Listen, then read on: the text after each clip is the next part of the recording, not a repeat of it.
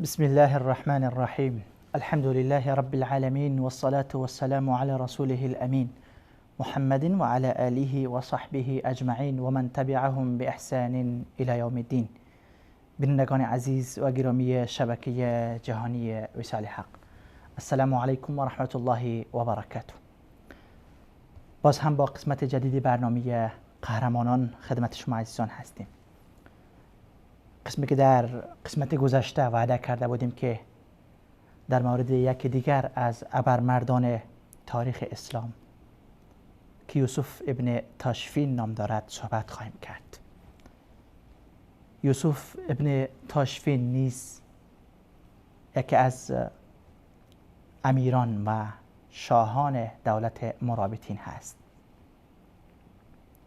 دولت مرابطین را که گفتیم در صحرای موریتانی و سنگال عبدالله ابن یاسین تأسیس کرده بود.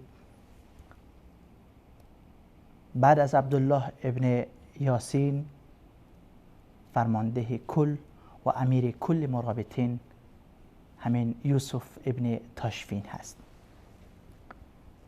متاسفانه ما در مشرق اسلامی در مورد این ابرمردانی که در مغرب اسلامی قهرمانی های زیادی از خود به جا گذاشتن را زیاد نمیشناسیم و در موردشان اطلاع نداریم. اگر ما اوراق تاریخ را ورق بزنیم میبینیم که همانگونی که صلاح الدین ایوبی در میان ما مسلمانان مشرق زمین از شهرت خاصی برخوردار است، این یوسف ابن تاشفین در مغرب اسلامی در افریقیا همانند صلاح الدین مثل ما معروف و مشهور است. حتی بعضی مورخین او را صلاح الدین مغرب میگویند. یوسف ابن تاشفین از قبیله لمتونه هست که لمتونه هم یکی از قبایل سنهاجی بربر مراکش هستند. البته یوسف ابن تاشفین در صحرای موریتانی، جایی که مرکز دعوت عبدالله ابن یاسین بود، به دنیا آمده است و بدون شک یکی از شاگردان نزدیک و یکی از شاگردان پیشتاز و یکتاز و یکی از تربیت یافته های خاص عبدالله ابن یاسین می باشد که ابوبکر ابن عمر لمتونی ما دیدیم که در قسمت گذشته در موردش بحث کردیم چگونه فرماندهی کل دولت مرابطین را به یوسف ابن تاشفین میسپارد و بدون شک در همان صحرای موریتانی تربیت یافته است، بزرگ شده است. و در مورد یوسف ابن تاشفین امام ذهبی رحمه الله تعالی میگوید که کان ابن تاشفین کثیر العفو، زیاد بخشنده بود، بخشش میکرد زیاد. مقربا للعلماء، علما را به خود نزدیک میکرد. هر حاکم مسلمانی که علمای ربانی را به خود نزدیک کند بدون شک صلاح ملت و میهن از آنجا آغاز می شود. هر وقت که حاکم مسلمان از عالم واقعی مسلمان دوری جست و علمای درباری را در اطراف خود جمع کرد، دیگه پناه ملت و میهن را به خدا پناهشان می دهیم. نزدیک کردن علمای حقانی به حاکم مسلمان تأثیر مثبت و تأثیر خیلی خوبی در میان ملت و در بهبود وضعیت هر کشور و هر دولت دارد. امام ذهبی رحمه الله در وصف یوسف ابن تاشفین میگوید که کان مقربا للعلماء، علما را به خود نزدیک میکرد. و کان اسمر نحیفا،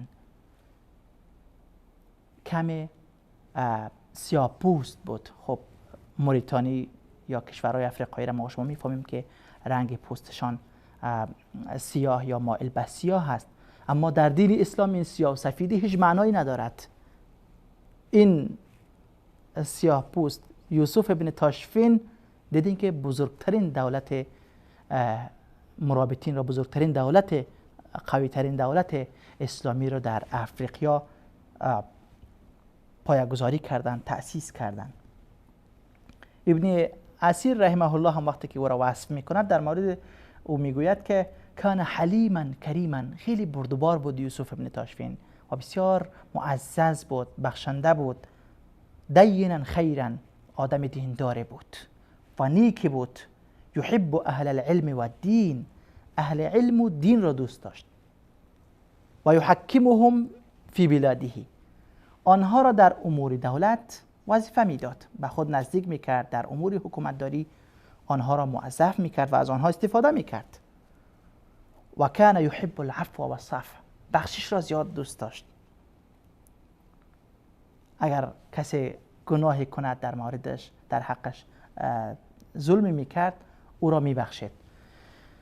یوسف ابن تاشفین در زمانی که دولت مرابطین را تقویه میکرد و گسترش میداد، اوضاع جهان اسلام را اگر ما ببینیم، خلافت عباسی در بغداد خیلی ضعیف شده بود و وضعیت اندلس بعد از اینکه عبدالرحمن الناصر، ما در موردش صحبت کردیم که چگونه اندلس را یک بار دیگر از زوال نجات داد و حکومت اسلامی را در آنجا حفاظت کرد، یک بار دیگر اوضاع اندلس خراب شده بود. حکمران های مسلمان ها در هر شهر از شهرهای اندلس از خود حکم روایی داشتن و یک وضعیت ملوک و طوائفی را به خود گرفته بود و با هم این حاکمان مسلمان همیشه درگیر بودند و برای از بین بردن یک دیگر، حتی از نصرانی ها، از مسیحی ها نیز علیه یک دیگر، این حاکمان ناخلف و ظالم مسلمان در اندلس کمک می گرفتند. و مصر زیر سیادت و حکمرانی دولت عبیدی بود که بزرگترین ظلم و جنایات را در تاریخ این دولت شیعی رافضی عبیدی کرده است.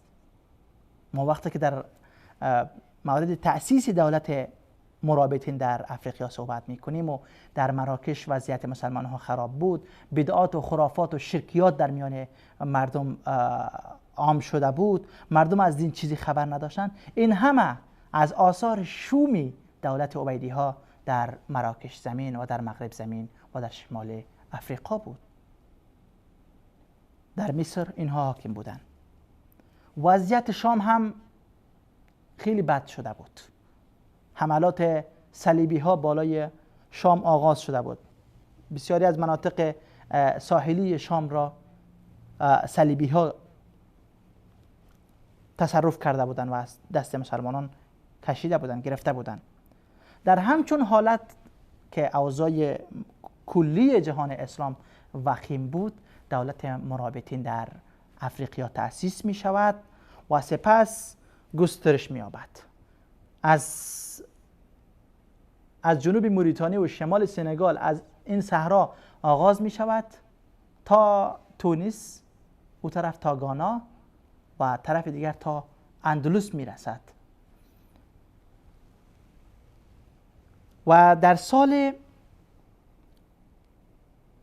476 هجری وقتی که یوسف ابن تاشفین علیه برغواتی ها که منحرف شده بودن و از دین بیرون شده بودن، از دین چیزی نمیدانستند، شرکیات و خرافات و کفریات در میانشان عام شده بود، علیه اینها جهاد را آغاز کرد. و اینجا از یکی از امرای مسلمان که در اندلس بود، معتمد ابن عباد، میگویند که معتمد ابن عباد نسبت به بقیه امرای مسلمان در اندلس شخصی نیکی بود. از این کمک گرفت و در شکست برغواتی ها. اما معتمد ابن عباد در اندلس وقتی که صلیبی ها بالاش حمله میکنه، نصرانی ها بالاش حمله میکنه، از یوسف ابن تاشفین کمک و مدد میخواهد. اینجا یوسف ابن تاشفین برای جهاد به اندلس می رود. قبل از اینکه یوسف ابن تاشفین به اندلس حمله بکند، یک داستان خیلی یعنی دردناکی هست. ملک نصرانی ها، شاه نصرانی ها بالای شهر اشبیلیه که حالا همه آنجا مسیحی هستند، یکی از شهرهای مسلمانان بود، یکی از حاکمان مسلمان در این شهر حاکم بود، شهر اشبیلیه. ملک نصارا و شاه نصرانی ها وقتی که بالای اشبیلیه میخواست حمله بکند، آمد طرف اشبیلیه و به این امیر مسلمان پیامی میفرستد. این پیام خیلی دردناک است. در این پیام این شاه مسیحیان میگوید که انه لا یقلقنی فی بلدک الا کثرة الذباب فإن اردت ان تبعث الی بمروحة اروح بها عن نفسی ففعل. این یک پیام استفزازی است، یک پیام مملو از تحقیر و توهین است برای مسلمانان در اشبیلیه. این حاکم نصرانی می نویسد که ای امیر مسلمانان در اشبیلیه، یگانه چیزی که در شهر تو مرا خسته کرده و ناراحت کرده است همین مگس های شماست. اگر می توانی یک پکی برای من بفرست تا این مگس ها را از خود دور کنم.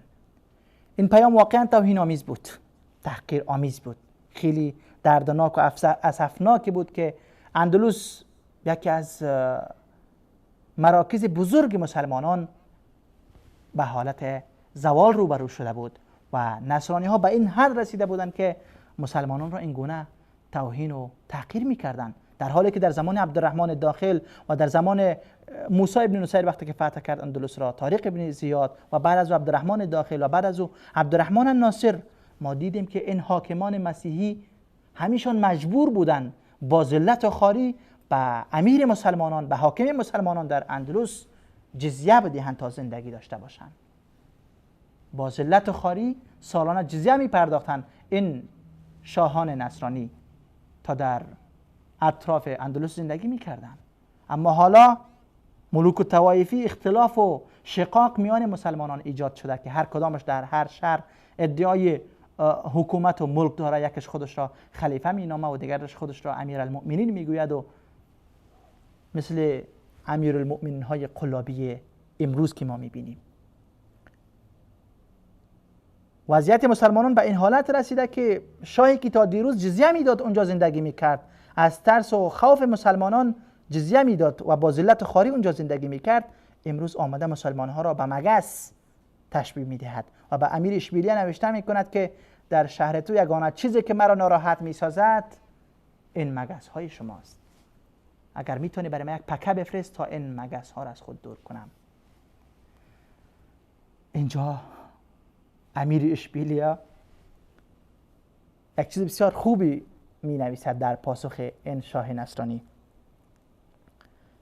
میگوید در عقب نامه شاه نصرانی نوشته میکند، میگوید لترجعن او لاروحن لك بمروحة من المرابطین. اینجا ما میتونیم که حیثیت و جایگاه و قوت دولت مرابطین را و قدرت و توانمندی یوسف ابن تاشفین را مشاهده بکنیم. این امیر اشبیلیه به آن حاکم مسیحی که فونسو نام داره نوشته میکنه که از اینجا برمیگردی یا این که من برایت یک پکه از دولت مرابطین طلب کنم. او چی گفته بود؟ او گفته بود که در شهر شما این مگس ها مرا اذیت کرده، اگر یک پکه برای من روان کنی که این مگس ها را از خود دور بکنم. یعنی لشکر مسلمانان در اندلس را به مگس تشبیه داده بود و توهین کرده بود. اینجا امیر اشبیلیه نوشته میکنه که ای شاه نصرانی، درست است که حالا در میان ما اینجا اختلاف و شقاق آمده، ما مسلمان ها بر سر و کله هم زدیم، ضعیف و ناتوان شدیم، اما فراموش نکنید که دولت مرابطین که تازه در موریتانیا و در سنگال و در افریقیا تأسیس شده است، هر لحظه که ما از آنها کمک بخواهیم در همان لحظه به کمک ما میرسند. و نصرانی ها هم از قوت و توانمندی دولت مرابطین آگاه بودند، میدانستند که چه خبر است اونجا. این دولتی که در خلال چندین سال افریقا را فتح کردن، به قلمرو اسلام داخل کردن و تا شمالی افریقا، مراکش، تونس، همه اینها را در تصرف خود درآوردن. اینها میتونن که در یک لحظه از بحر عبور بکنن و به اندلس برسن. این امیر اشبیلی نوشته میکنه که ای شاه مسیحی، این که ما اینجا در اختلاف خود گیر ماندیم و ضعیف شدیم، ناتوان شدیم، فراموش نکنید اونجا یک گروهی از مسلمانان هست، دولت مرابطین هست. اگر خواسته باشید یک پکه از دولت مرابطین برایتان طلب کنیم تا شما را مگس‌هایتان را از اینجا دور کنه. وقتی که پیام بر این شاه مسیحی میرسد، نام مرابطین را وقتی که میشنوند، فوراً لشکر خود را میگیرد، از محاصره اشبیلیه فرار میکند. اینجا ما میفهمیم که قوت و توانمندی دولت مرابطین که عبدالله ابن یاسین در صحرای موریتانی تأسیس کرده بود، دارای چه قوت و چه توانمندی بوده است. و اختلاف و انشقاقی که در میان امرای مسلمانان در اندلس ایجاد شده بود، ملوک الطوایفی که آنجا را به خود گرفته بود و هر حاکم مسلمان در هر شهر ادعای حکم روایی میکرد و برای زدن یکدیگر حتی مورخین نوشته میکنند که از مسیحیان برای زدن یکدیگر کمک میگرفتند. ما امروز میبینیم حالت اندلس را، هر کشور اسلامی را که وقتی میبینیم که چگونه مسلمانان با کمک این کفار یکدیگر را دارن از بین میبرن و میکشند. اندلس همین گونه بوده. امروز که اندلس بعد از 8 قرن یکی از بزرگترین مراکز فرهنگی مسلمانان، یکی از قویترین شهرهای اسلامی و یکی از قویترین لشکرهای اسلامی در آنجا بود، امروز در آنجا نامی از اسلام نیست. نه و کم کم دعوتگران مسلمان میروند و تا یک مسیحی را مسلمان بکنن و اسلام دعوت دهند. کلا مسیحی شدن و مسلمانان را کلا یا کشتن یا از اونجا بیرون کردن. به سبب تفرقه و اختلاف امرای مسلمان وضعیت اندلس خراب شده بود. و یوسف ابن تاشفین در همچون حالات سرپرستی، امارت و فرماندهی دولت مرابطین را به دست گرفت که شاهان مسیحی در اندلس از نام یوسف ابن تاشفین میترسیدند، از نامش میترسیدند.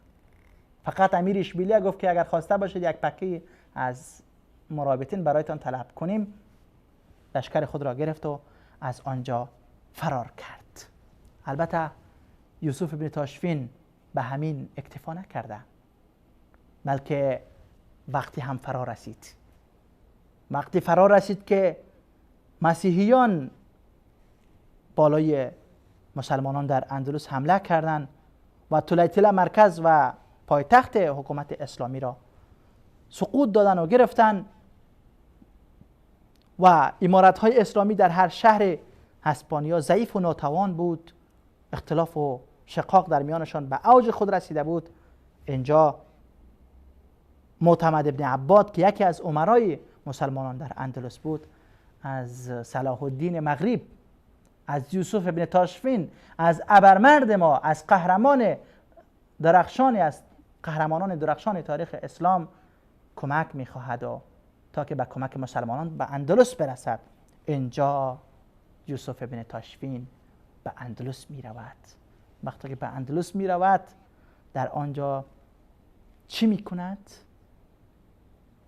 معرکه عظیمی که میان مسلمانان و صلیبی ها در آنجا رخ می‌دهد، ان شاء الله در قسمت بعدی در مورد آن معرکه صحبت می‌کنیم و قهرمانی که یوسف ابن تاشفین از خود در اندلس نشان می‌دهد در موردش صحبت خواهیم کرد، چون حالا وقت برنامه به پایان رسیده. البته منتظر باشید و فراموش نکنید که این معرکه تاریخ سازی که میان مسلمانان و میان مسیحیان و نصرانی ها در اندلس صورت گرفت و شکستی که نصیب مسیحیان شد و زوال امت اسلامی و سقوط دولت اسلامی از اندلس تا 250 سال به تأخیر می افتد، فراموش نکنید که در قسمت بعدی در مورد اون معرکه مهم صحبت می کنیم. تا آن وقت الله یار و مددگارتان. السلام علیکم.